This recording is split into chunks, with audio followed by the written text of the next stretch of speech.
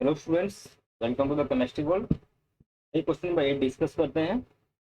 In this case what we have to do, which of the following alkyl halides, ठीक है, ये alkyl halides तीन given है, undergo rearrangement in SN1 mechanism. ठीक है, SN1 mechanism आपको पता है कि कार्बोकैटायन इंटरमीडिएट बनता है, ठीक है, और उसकी रीअरेंजमेंट होती है।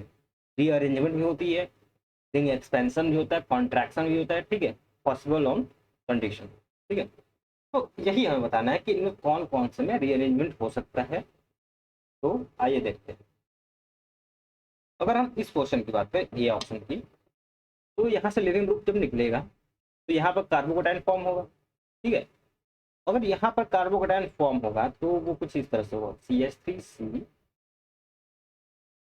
CH3 and CH3, CH plus and CH। ठीक है, अगर हम अल्फा हाइड्रोजन काउंटिंग करें यहाँ पर, तो अल्फा कार्बन तो ये है, सिर्फ तीन ही अल्फा हाइड्रोजन है क्योंकि इसके पास कोई अल्फा हाइड्रोजन नहीं है। ठीक है, तो हम रीअरेंजमेंट कराते हैं इससे। ठीक है, रीअरेंजमेंट में क्या होगा, अगर यहाँ पर हाइड्रोजन होता तो फर्स्ट ऑफ ऑल हाइड्रोजन को हम माइग्रेट कराते हैं। ठीक है, बट यहाँ पर हाइड्रोजन नहीं है, यहाँ पर मिथाइल ग्रुप, ठीक है, CH3 यहाँ से निकल जाएगा, ये CH3 यहाँ पर जाके लग जाएगा और ये कार्बोकैटायन जो है यहाँ पर डेवलप हो जाएगा। ठीक है, हम इसे 1,2 मिथाइल शिफ्ट बोलते हैं। ठीक है, अगर ये हाइड्रोजन शिफ्ट हो रहा होता तो हम इसे हाइड्राइड शिफ्ट बोलते हैं। ठीक है, बात समझ में आई। तो CH3 अब यहाँ पर कार्बोकैटायन फॉर्म हुआ। ठीक है, अब यहाँ पर क्या हुआ कि CH3 हाइड्रोजन तुम्हारा पहले से ही था और एक CH3 जो यहाँ से माइग्रेट करके गया वो यहाँ पर आ गया। ठीक है, अब इसमें क्या होगा कि अगर आप इस इन दिस के अल्फा हाइड्रोजन काउंटिंग करें, ठीक है, तो ये आपका अल्फा कार्बन होगा, ये अल्फा कार्बन होगा एंड ये अल्फा कार्बन होगा। तो 3 2 जा 6 प्लस 1, टोटल अल्फा हाइड्रोजन 7 होगा। Number of alpha hydrogen increase होगा। ठीक है, तो स्टेबिलिटी, जाहिर सी बात है, कार्बोकैटायन की इंक्रीज होगी। ठीक है, अगर स्टेबिलिटी इंक्रीज होती है तो रीअरेंजमेंट जो हम कराते हैं वो फेवरेबल होता है, वो अकर होता है। ठीक है, अगर यही स्टेबिलिटी डिक्रीज हुई होती तो हमारी जो रीअरेंजमेंट है वो पॉसिबल नहीं हो पाता। बात समझ में आई। तो इस वजह से इसमें रीअरेंजमेंट होगा और कोई nucleophile, let's say NU minus, ठीक है, इसको आके सब्स्टिट्यूट कर देता हूँ, यहाँ पर आके NU ऐड हो जाता न्यूक्लियोफाइल और CH3 हाइड्रोजन एंड CH3 यहाँ पर प्रोडक्ट फॉर्म हो जाता है।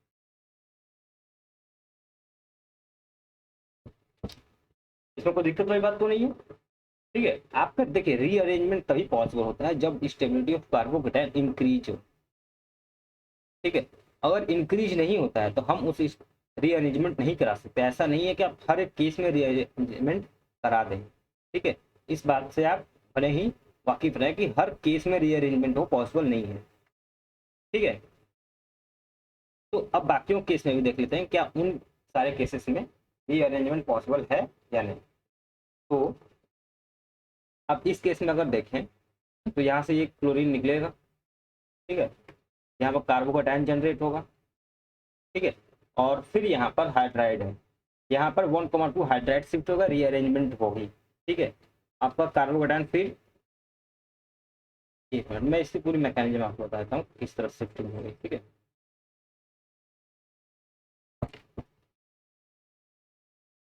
तो अगर हम इसकी बात करें,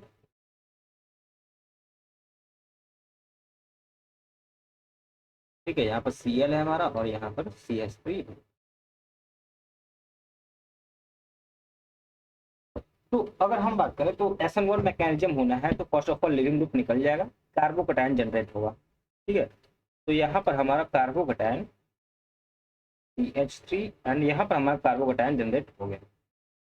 ठीक है, अगेन आप चाहे तो अल्फा हाइड्रोजन के बेसिस पे कर सकते हैं या फिर आप CH3 के इंडक्टिव इफेक्ट के बेसिस पे भी कर सकते हैं, चॉइस इज योर्स। ठीक है, अल्फा हाइड्रोजन थोड़ा मोस्ट फेवरेबल होता है, इजियर होता है, इसलिए ये ज़्यादा लगाया जाता है। ठीक है, अल्फा कार्बन कौन सा है, एक ये है और एक ये है, ठीक है। यहाँ पर एक हाइड्रोजन है और यहाँ पर दो हाइड्रोजन, मतलब इन दिस मॉलिक्यूल, इस कार्बोकैटायन की अगर हम बात करें तो 3 अल्फा हाइड्रोजन है, ठीक है। अब हम क्या कराते हैं, रीअरेंजमेंट कराते हैं, ठीक है। 1,2 हाइड्राइड शिफ्ट, ठीक है। यहाँ पर जो हाइड्रोजन है वो शिफ्ट हो जाएगा, ये हाइड्रोजन यहाँ पर जाएगा और ये कार्बोकैटायन यहाँ पर आ जाएगा।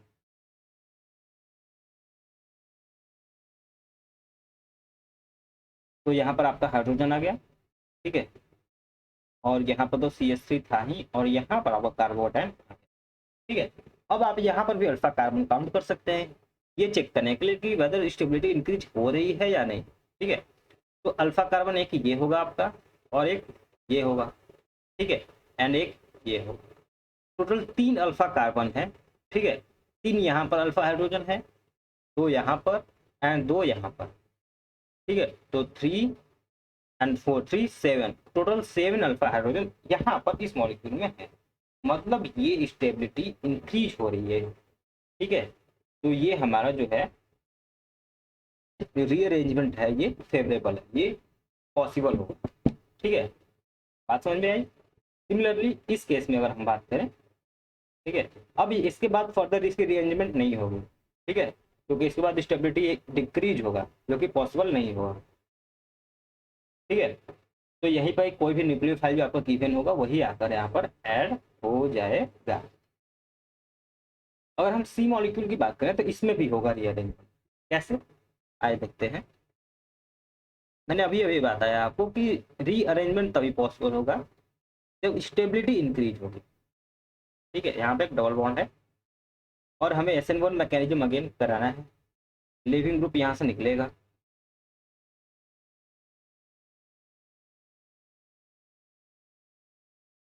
यहाँ पर आ गया आपका कार्बोकैटायन, ठीक है।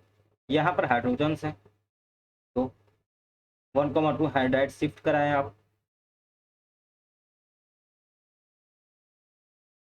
ठीक है। जैसे ही हाइड्राइड शिफ्ट कराएंगे आप, कार्बोकैटायन आपका वहां से हट के यहाँ पर हाइड्रोजन आएगा और यहाँ पर आ जाएगा, ठीक है। यहाँ पर डबल बॉन्ड तो आपका है ही।